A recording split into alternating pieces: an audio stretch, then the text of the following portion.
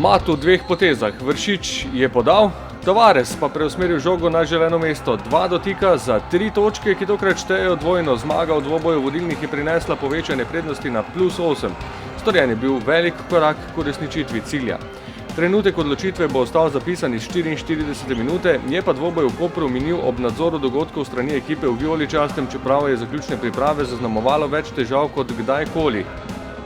Ko se je bilo treba sprijazniti, da Fajić, Milec in Mezga ne bodo v kadru zaradi poškodb, Vilerja pa so ustavili rumeni kartoni, so se na dan tekme pojavile še neznosne bolečine v hrbtu pri Filipoviću. Zdesetkani, toda prepričljivi, zreli in bojeviti so izbranci Anteja Šimundže dosegli namen ob izdatni podpori iz gostujočega navijaškega sektorja, od koder se je prenašala na igrišče dragocena dodatna energija. Smo danes pokazali en karakter ekipe, katera ve, zakaj gre, pomeni ve, kako se prihaja do pomembnih zmag. In mislim, da so te 3 točke za vse te, ki niso bili z nami in nam klubu in ekipi pomeni ogromno. Spopad vodilnih je zvabil na Bonifiko več kot 2000 gledalcev, Koprčani pa niso odstopali od prepoznavnega načina igre.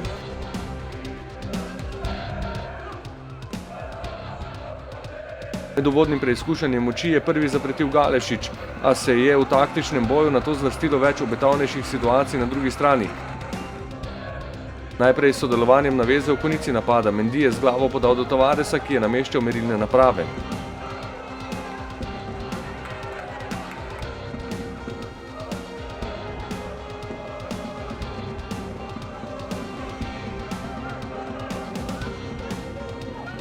V naslednjem poskusu je Tavares podal do Vršiča, ki se ni obotavljal pri udarcu, in Simčič je z nekaj težavami ukrotil žogo. Vmes trenutek razburjenja v domačem taboru v predložku v kazenski prostor je bil Mendy najvišji v skoku in odbil žogo, gostitelji so označevali dotik z roko in zahtevali 11-metrovko. Potem pa na drugi strani po načelu korak po koraku, napad za napadom in potrpežljivo iskanje poti do mreže se je obrestovalo ob najbolj primernem trenutku.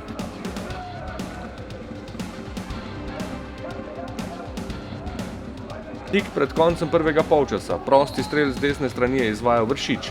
Tavares z glavo preusmeril žogo v desni kot za vodstvo in za zgodovinski trenutek. To je kapetanov gol številka 117 v vijoličastem. Za izenačenje na prvem mestu klubskih strelcev z Brankom Horjakom. Kapetan, čestitke v imenu vseh, ki jim srce bije ob vijoličnem ritmu.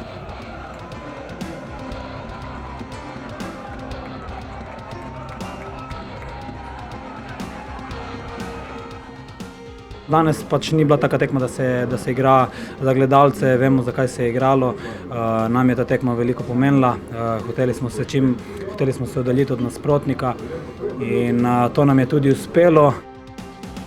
Na podoben način s svojim orožjem prekinitvami so se skušali oddolžiti Koprčani. V prvi obetavnejši situaciji v drugem polčasu je prosti strel z leve strani izvajal Galešić.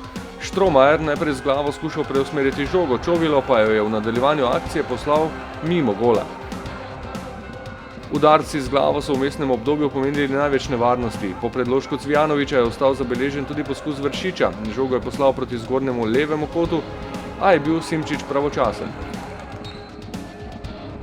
V novem obdobju zaporednih napadov proti domačemu golu je bil Simčič znova na preizkušnji, ko je po kotu Tavares podal Cvijanoviću, ki je spretno iskal pot do mreže z udarcem po tleh, končalo pa se je s kotom.